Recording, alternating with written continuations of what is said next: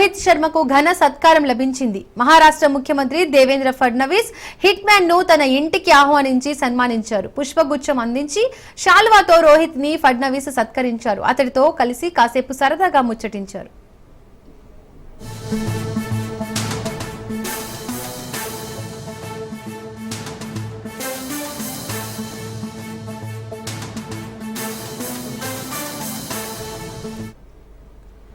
రోహిత్ శర్మ ఇటీవలే test cricket కు retirement ప్రకటించారు. ఈ నెల 7న ఇందుకు సంబంధించి ఈ కుడి చేతి వాటం బ్యాటర్ అధికారిక ప్రకటన విడుదల చేశాడు.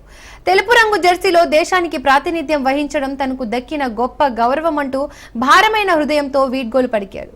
అయితే వన్డేలో మాత్రం తాను కొనసాగుతానని రోహిత్ శర్మ ఈ సందర్భంగా స్పష్టం చేశారు. భారత క్రికెట్ నియంత్రణ మండలి కూడా ఈ విషయాన్ని ధృవీకరిస్తూ అతడే వన్డే జట్టు కెప్టెన్ గా కొనసాగుతాడని తెలిపింది.